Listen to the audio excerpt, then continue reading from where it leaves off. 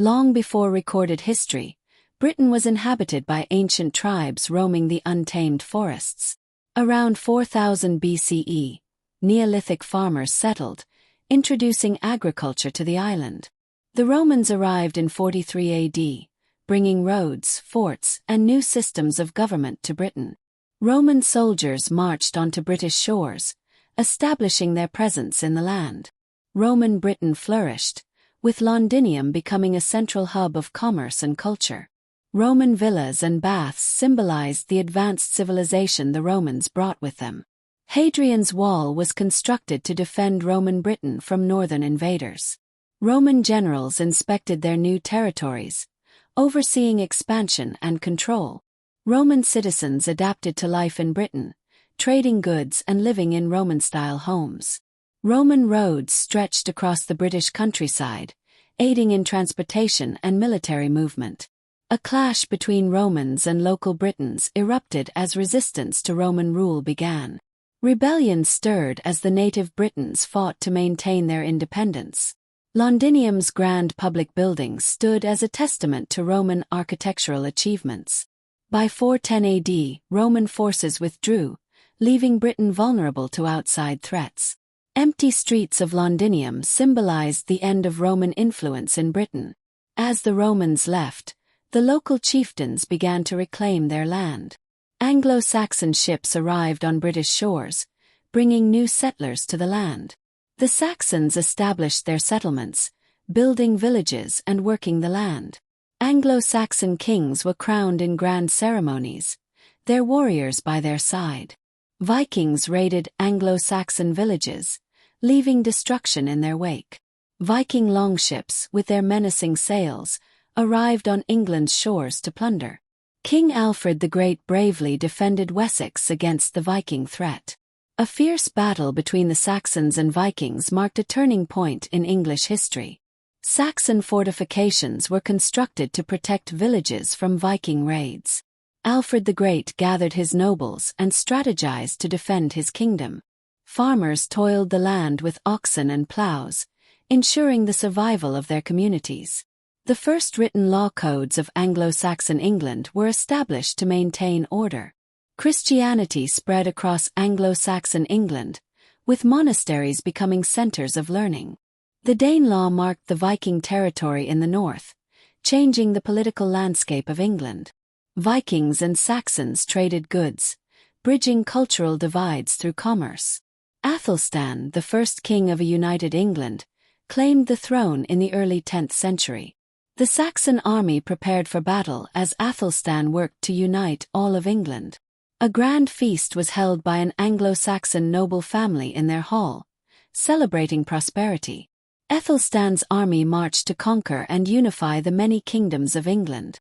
Athelstan was crowned King of England, uniting the land under one rule. Anglo-Saxon craftsmanship flourished, with artisans producing fine weapons and jewelry. The Saxon navy fought valiantly, defending the coasts from Viking invaders. Young Athelstan studied at the monastery, preparing for his future role as king. New settlers from Europe brought fresh ideas, enriching Anglo-Saxon culture. Villages thrived in peace, as Anglo-Saxon farmers and families lived simple lives. The Vikings destroyed an Anglo-Saxon village, leaving smoke and ruin in their wake. The king's army gathered to prepare for an important defensive strategy against Viking raids. Ethelstan's victory over the Vikings was decisive, solidifying his power. A peaceful Anglo-Saxon king ruled, ensuring prosperity and stability across the land. Saxon scholars worked diligently, preserving knowledge for future generations. New roads were laid across England, connecting villages and fostering trade. Anglo-Saxon merchants traveled across Europe, expanding England's commercial reach. Saxon ships set sail from ports, braving the open sea to trade goods abroad. The Vikings were defeated, and their longships burned after a final battle with the Saxons. Ethelstan's legacy was celebrated for generations, with monuments built in his honor. Chapter 2. The Anglo-Saxon Era. In the early days of the Anglo-Saxon period, villages thrived as families worked the land. King Alfred was crowned with hopes of uniting his kingdom against external threats. Alfred, with his generals, devised plans to defend Wessex from the Viking invaders. The Vikings attacked, their ships appearing at dawn to raid Saxon settlements.